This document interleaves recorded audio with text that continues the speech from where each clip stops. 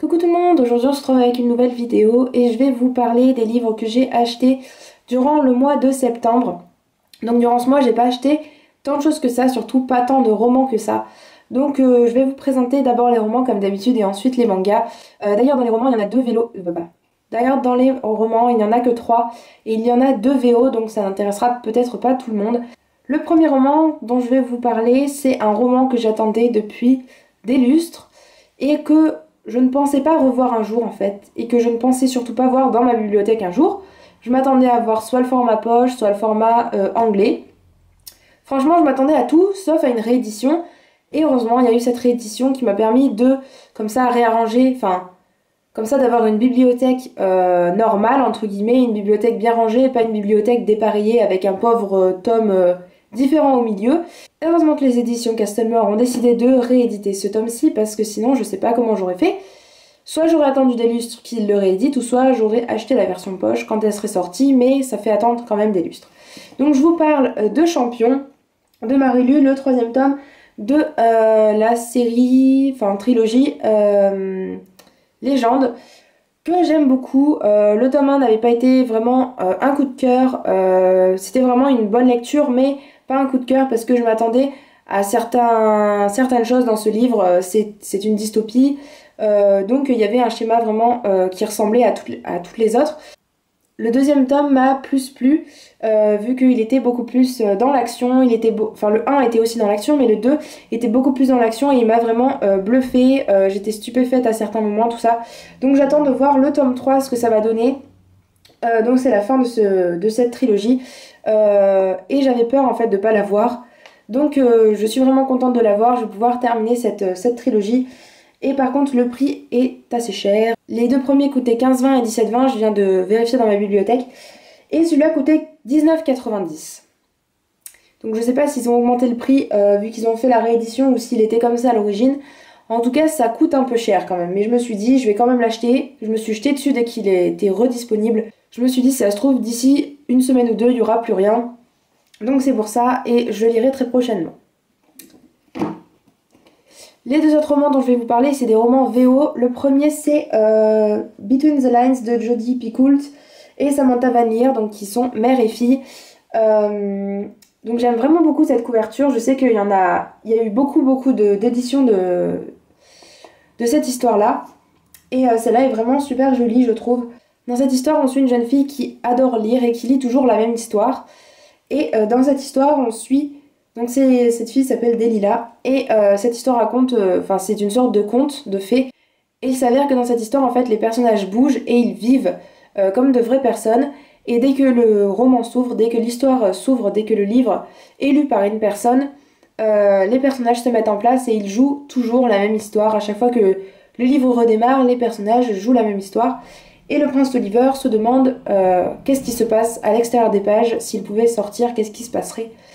Donc c'est une histoire assez spéciale, une histoire qui me faisait envie. J'ai eu envie de lire ce livre en voyant certaines chaînes anglophones qui en parlaient, mais qui parlaient du tome 2, donc qui est Off the Page, je crois. Et donc j'avais envie de... Vu que le synopsis m'intéressait, je me suis dit, bon, je vais acheter le tome 1, je vais voir ce que ça donne.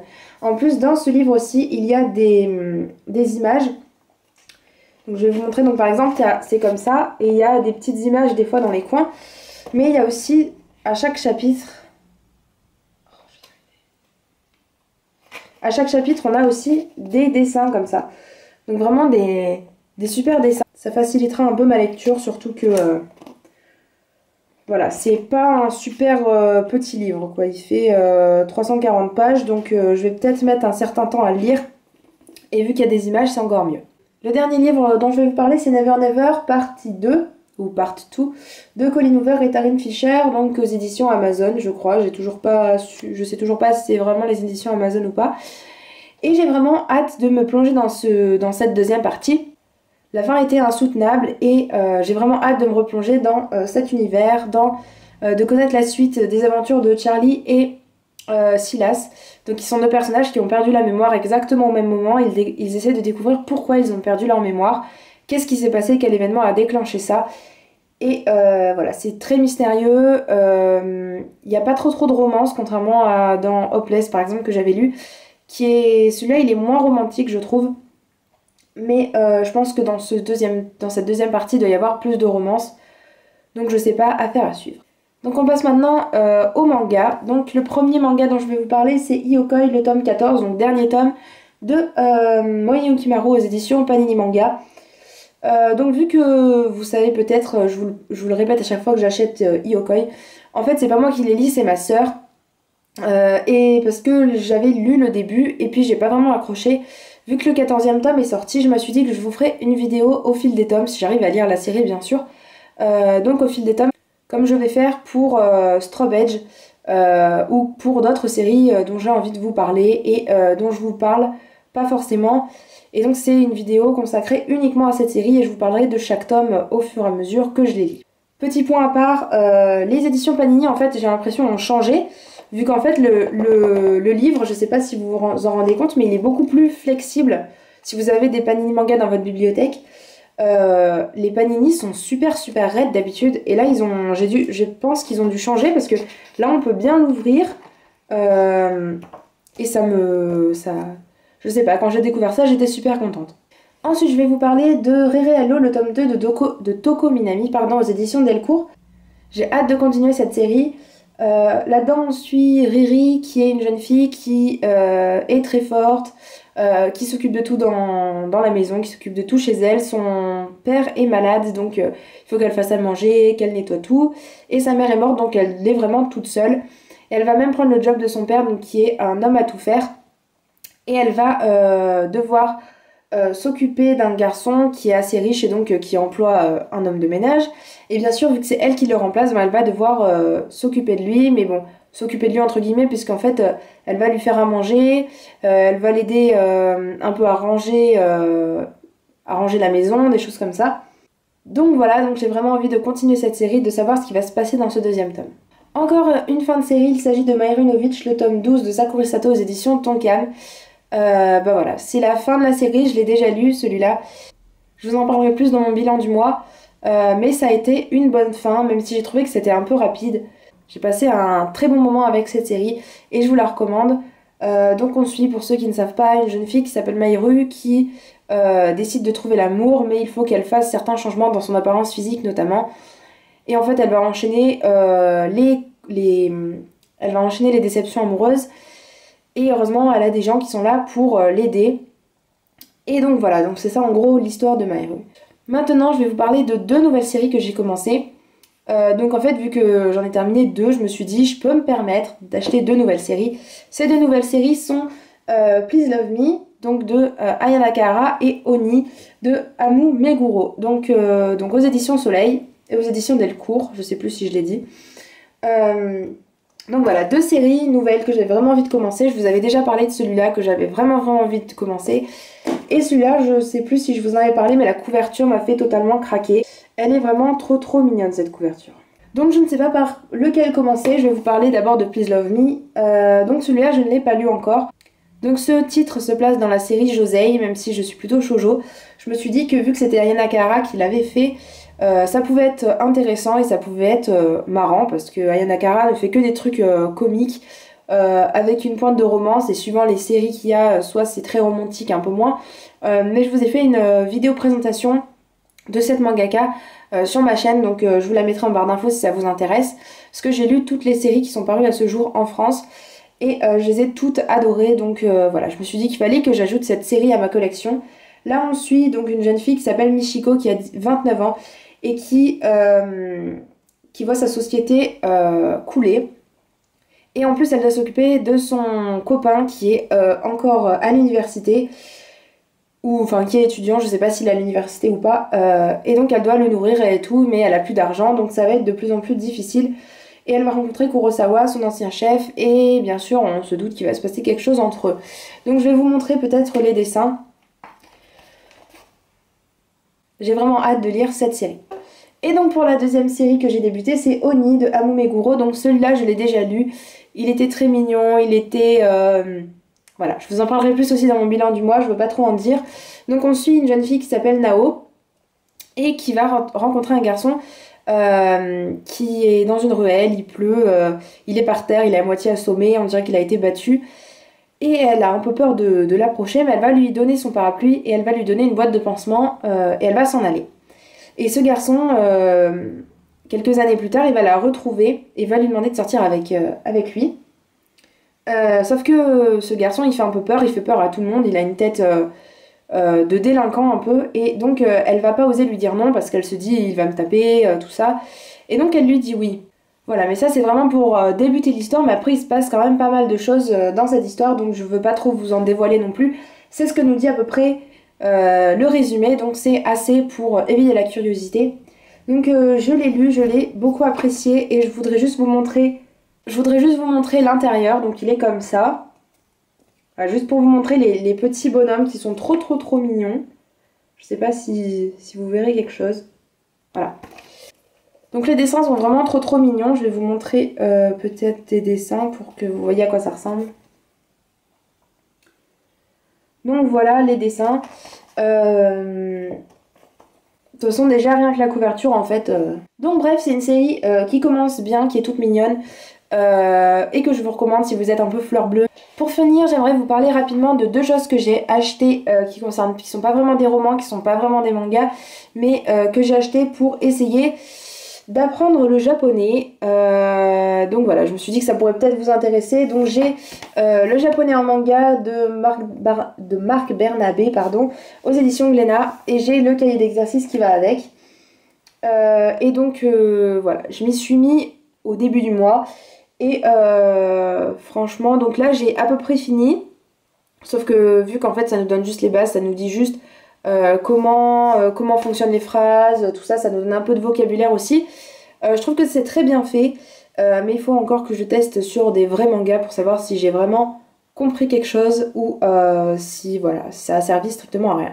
Donc je vais vous montrer rapidement comment ça se passe. Donc on a une leçon comme ça. Et ensuite, on a voilà, une partie donc avec une petite partie vocabulaire en bas et manga exemple, donc avec vraiment des vrais exemples, avec des petites bulles de manga. Et ensuite, la romanisation et la traduction française et l'explication un peu de pourquoi c'est comme ça. Et on a même un petit exercice ici pour savoir si on a bien compris la leçon. Et à la fin, on a donc les corrigés, bien sûr, c'est un peu mieux. On a aussi les kanji. On a donc les 160 kanji dont il nous parle dans toute la leçon. Et les 160, on va dire, premiers principaux qu'il faut absolument savoir. Et donc en plus, ce qui est bien, c'est qu'à chaque kanji, en fait, donc on nous explique comment se font les traits, dans quel ordre. Et ensuite, les mots qui sont composés de ces kanji pour savoir à quoi ça correspond. Et le vrai sens du kanji, on va dire. Donc il y en a certains qui sont plus compliqués, donc comme celui-là, donc qui est Kokoro. Et donc il y a, je sais pas si je montre bien, donc qui signifie soit cœur, soit âme. Et donc voilà, donc je trouve que c'est assez bien fait, il est long, il fait 250 pages à peu près. Et il y a une trentaine de leçons. Donc voilà, ça nous parle des aspects grammaticaux et des aspects aussi... enfin surtout des aspects grammaticaux. Et un peu de... Il nous donne quand même pas mal de vocabulaire. On a comment ça s'appelle? Un tableau avec... on a un tableau avec les katakana et les hiragana. Donc ça, ce sont les katakana. Et celui-là avec les hiragana pour nous expliquer comment ça fonctionne. Donc voilà, c'est une bonne méthode je trouve. En fait, j'ai essayé de trouver un livre qui serait intéressant, où je pourrais apprendre le japonais sans que ça soit trop barbant, sans qu'on ait déjà une notion en fait. Et j'avais peur en fait qu'en prenant un livre sur le japonais autre que celui-là, il ne nous explique pas vraiment comment se construire une phrase, mais plus de vocabulaire ou enfin je sais pas. J'avais peur, donc je me suis dit je vais prendre celui-là parce que j'essaye de lire des mangas en japonais. Donc le japonais en manga, normalement ça devrait fonctionner. Je trouve que voilà, les bulles, c'est très intéressant. On voit dans le contexte comment ça se passe. Et donc je vous le recommande si vous voulez essayer. Et pour parler un peu aussi du cahier d'exercice, donc il se présente, donc on l'ouvre à l'envers en fait comme un manga. Voilà, on a la table des matières là, voilà le premier introduction, tout ça. Et on a en fait une vraie BD en japonais. donc de 4 pages à chaque fois. Et ensuite on a donc unité 1, leçon 1 à 5, donc ça correspond aux leçons qu'il y a dans le livre de cours. Et donc on a un petit peu de vocabulaire, des questions pour savoir si on a bien compris le texte, des questions pour savoir si on a bien appris notre leçon dans le cahier de cours. Donc voilà. Et encore, donc voilà, donc c'est toujours fait sur le même principe, le manga, les questions, voilà. Je trouve que c'est super bien, un petit complément super bien fait. À la fin, bien sûr, on a les solutions. Et je trouve que c'est un super complément du cahier de cours. Parce que dans le cahier de cours, on a un petit peu d'exercices, comme je vous le disais, mais c'est surtout des exercices sur la leçon, dans quel contexte on emploie telle particule, des choses comme ça. Et je trouve que c'est mieux d'avoir vraiment un vrai manga sous la main pour pouvoir le lire et pouvoir savoir si on a bien assimilé les bases et le cours. Donc il y a à la suite donc ça c'est le cours débutant, donc le tout premier, et après il y a un cours secondaire, enfin je sais plus comment ça s'appelle, un cours moyen et un cours, enfin une difficulté croissante, et je crois qu'il y a trois volumes, donc c'est le premier, et je crois d'ailleurs qu'à chaque fois il y a un cahier d'exercice. Donc voilà, si vous voulez savoir à peu près le prix, celui-là il était à 15 € et celui-là à 11,50 €. Donc c'est pas si cher que ça, je trouve. Donc voilà, c'est tout pour mon book haul, j'espère qu'il vous aura plu. N'hésitez pas à me dire en commentaire s'il y a des livres qui vous intéressent, si vous en avez lu certains et si ça vous a plu. Je vous dis à bientôt dans une prochaine vidéo. Ciao ciao!